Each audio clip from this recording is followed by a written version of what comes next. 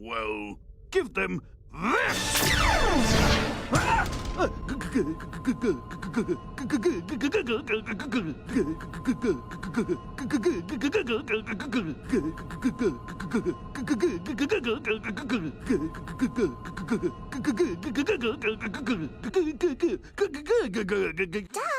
Psst, check out my Patreon.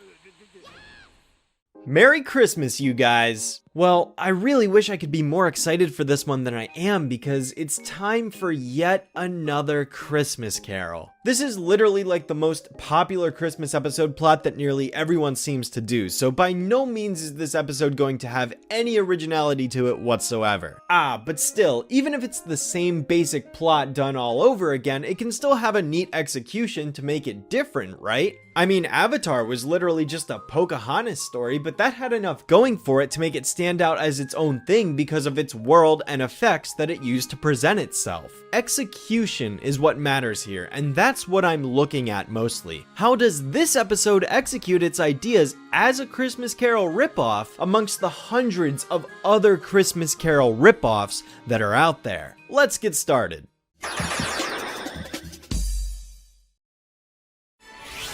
Ah yes, the holidays in Townsville. Everyone is in high spirits, awaiting the annual lighting of the Townsville tree for the greatest holiday of all, Generic Tree Lighting Day. Well, that's nifty. Mojo episodes are getting their own differently colored title cards now. That's pretty cool. Our episode begins with the cliche Christmas special introduction of having a cliche snowman narrator character introduce exactly what's going on. Not only does he come to life exactly like Frosty the Snowman via a magic hat and communicate with the audience like the snowman in Rudolph, he tells us the name of Townsville's holiday that they're celebrating. Not Christmas, not Hanukkah, not even Tree Lighting Day, Generic Tree Lighting Day. Because apparently they're too afraid to say Christmas even though everything in this special screams Christmas. Loud. This would have been a perfect time for the narrator to come in, but he hasn't been heard from for ages now. I'll get into that more in a little bit. For now, let's just keep moving and see where this goes. Nothing could possibly melt the joy and happiness of this special season. Mojo is the gift that keeps on taking! Holy shit! Okay, maybe this won't be so bad. Not only did Mojo just brutally murder this snowman, but he busted through a puppy orphanage in the process. I can get behind this. Sure enough, we can see the Powerpuff Girls are giving chase in order to stop Mojo's puppy present pilfering, but he of course uses his robot reindeer to fire joy-seeking missiles right at the girls. Also, for some reason he says on Dancer twice and yells for Vixen and Blitzen despite the fact that there's only 2 robots, so not sure what the deal is with that. On Dancer, on Dancer, on Vixen, on Blitzen! I do like how he manages to hit the girls though. Blossom attempts to reason with him on top of the sleigh by asking him if he ever thinks about anyone other than himself, and Mojo processes this request by handing her a present as a way of saying sorry. As you just saw, it ends up exploding and sends Blossom flying down to the ground below with the rest of her sisters, while Mojo proceeds to fly back to his volcano lair, laughing at his success. To be fair though, Blossom was an idiot for trusting that, I mean really. Nobody's gonna haunt me up. Nobody's gonna haunt me now. I swear I didn't edit this. I shit you not. This is the real transition the episode uses to skip ahead to Mojo in his pajamas a few hours later. The reason he's singing this song is because in the previous shot, Blossom screamed to him that one day his actions would come back to haunt him, which he just laughs off because he thinks it'll never happen. Of course, since this is yet another Christmas Carol, Scroojo Jojo over here is in for a rude awakening. He passes out in the chair and gets woken up by Ghost Blossom, who warns him that he'll be visited by 3 spirits tonight during his dream. You know, standard Christmas Carol progression where he's a grouch and he goes back and sees various times in his lifetime which leads him to change his ways, blah blah blah, we've seen it all before.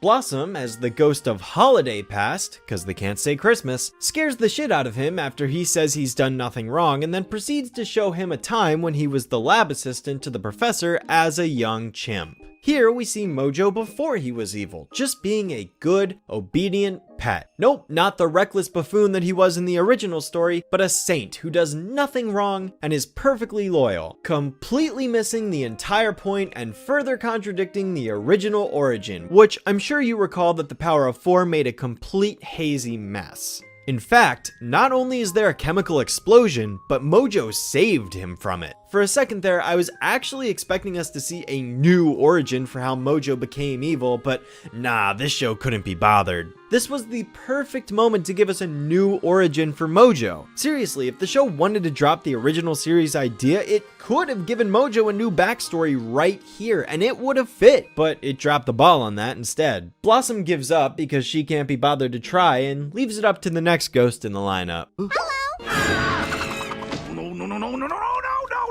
Don't leave me with her. You should have listened to me instead of being a jerk. I mean, that's fair, I suppose, except Mojo's barely been a jerk at all inside this dream. Outside, certainly, but the closest thing he could have done that's considered evil was trying to shoot the ghost with a laser gun. And even then, it was just because he doubted it was really a ghost, which is totally understandable. Anyways, so now Mojo's stuck with Bubbles being the ghost of the present. I'm the ghost of the present. Get it? Present. Yup. And now we're in the now at the puppy orphanage that was actually called the dog orphanage in the beginning shot, in case you don't remember, so somehow it got changed halfway through the episode because who needs continuity? Just throw that shit out the window. Here Bubbles shows Mojo and the audience that all of the puppies inside are sad and upset without their karaoke machine. Because clearly the most quintessential item at a puppy orphanage is a karaoke machine. Obviously. Sniff, sniff, growl, growl, growl. This is horrible. I agree. They sound super off key. You know, why is there a puppy orphanage if there's also a puppy island? Can't all of these dogs just go chill there instead of being holed up inside this building? And who even runs this place? And why the hell are some dogs able to stand on two legs and move like humans, but others remain strictly just as regular dogs? Nice attempt at appealing to pathos here, but it's a complete flop, just like the piano. This is horrible. Mojo forgot to steal the piano.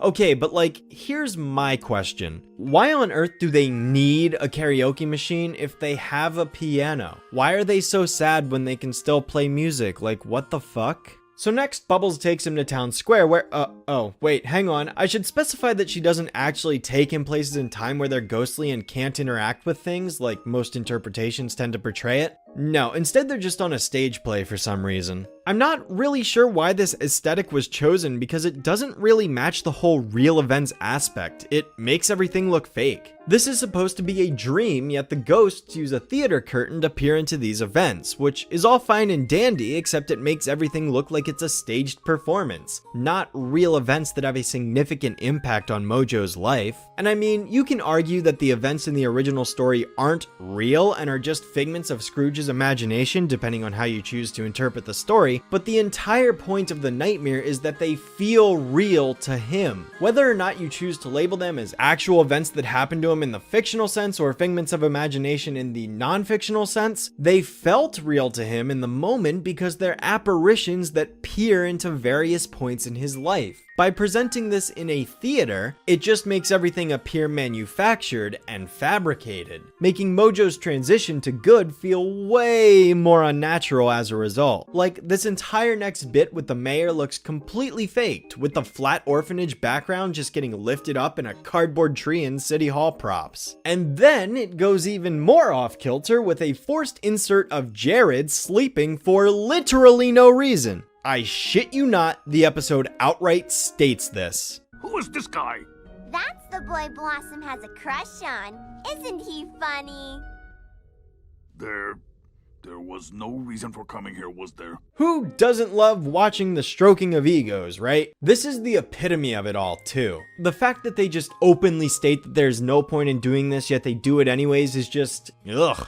It's insulting. Why sacrifice a perfectly well-crafted and beloved holiday tale for this? It's almost like nobody ever bothered to read the source material or even cared enough to honor it and just sloppily pieced together what they remembered out of obligation. I don't know, if you're gonna do something like this, either honor the story or change the execution up so much that it feels like something new. This episode does neither of those things. Hell, this might be the worst Christmas Carol episode I think I've ever seen from a show, which is sad because it's kinda hard to screw this one up when the work's already been done for ya. Well, PPG 2016 found a way. Look at his glasses. This is why Mojo wants to destroy this accursed town. So now it's time for Buttercup to appear, and for no reason she's got a gigantic robot eye. You're the ghost of Holiday Future? Bleh, wrong. I'm the ghost of future. See? Robot arm, robot head. Yeah, I've given up on this special at this point. It sucks. It pales in comparison to the dozens of other Christmas Carol episodes out there, and quite frankly, nobody's going to remember this given another 2 years' time. Buttercup claims she's not the ghost of Holiday Future, she's the ghost of Future because this show is stupid, and she tells Mojo that the dogs he stole the machine from will rise up, take over Townsville, and kick Mojo out of his lair, forcing him to live in his mother's basement and work in retail for the rest of his life. So apparently the Powerpuff Girls couldn't be bothered to actually stop these dogs from their reign of tyranny and fail to do their jobs as superheroes. This awakens Mojo from his nightmare and he vows to give all the presents that he stole back. I'm not kidding, this is what causes Mojo to change his ways. It was just a dream. Oh, Mojo has been so terrible. Mojo must change his ways. So once again, Buttercup was the one responsible for saving the day. What else is new? What day be this? Why, this Christmas. It's generic tree lighting day. Because we can't say Christmas. Oh, you get the point. Yep, he's good now, and after chucking some holiday meat at Barry, he returns everything he stole and goes to Town Hall where he tells everyone he's turned over a new leaf. But then, in a twist of events, the citizens actually get mad at him because they want him to destroy the tree.